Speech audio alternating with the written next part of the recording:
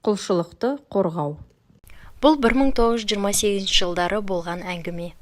Әңгімені айтып отырған Дәулет атам, әкемнің ағасы. Ол кезде жап-жас бала екен. Туыстармен дастарханда жиналған бір отырыста ол кісі Таласбай атамыз туралы әңгімелер айтып отырып, арасында мына бір оқиғаны баяндады. Деп бастады Абай досым әңгімесін. Бір күні атам Қаратасқа барып келеміз деп 2 атты ертіп, қасына мені ертіп алды. Біраз уақыт жүріп бір белге шықтық. Атам атының басын іркіп: "Пешім боп қалыпты, намаз оқып алайын, 2 атты ұстай тұр" деп аттан түсті. "Бесін намаз ғой", ұзақ оқыды. Аттарды жетелеп арлы-берлі біраз жүріп едім, анадай жерде тұрған үюлі шөпке көзім түсті. Бекер тұрмай аттарды тойдыра тұрайын деп, әлгі шөптен суырып аттардың алдына тастадым.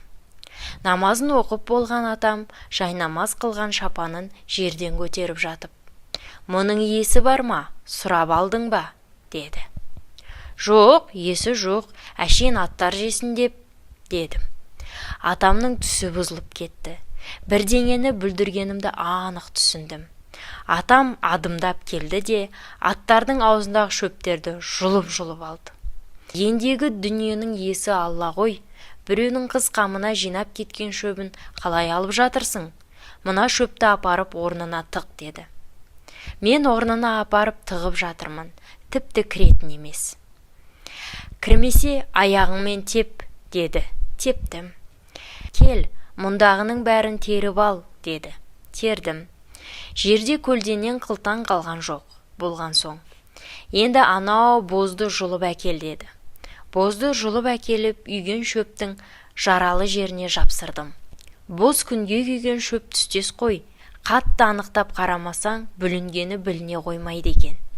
Қолдарым қызарып, тіпті тілініп кетті. Әбден әуреге түсіп, атымызға міндік әйтеуір. Атамның ашуы ақырындап тарады.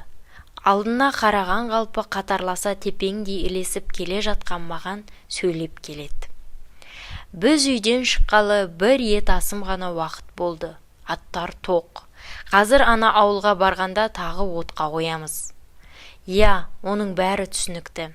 Әй, ана шөпті жиған адам сенің жаңағы қылығыңды білсе, атаңа нәлет дейді ғой.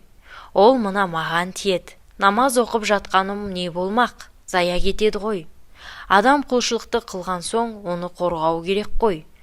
Оқыдым, бітті екен деме.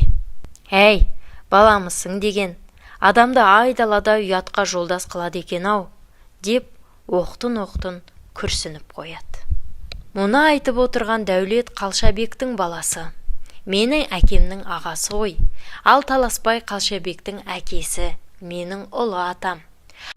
Шамасы келгенше біреудің ала жібін аттамай, азды көпті қылған құлшылығын қорғаштаумен өткен жарықтықтары ай десейші, деп әңгімесін түйіндейді Әбекең, каналға тіркеліп, лайк басуды ұмытпаңыздар.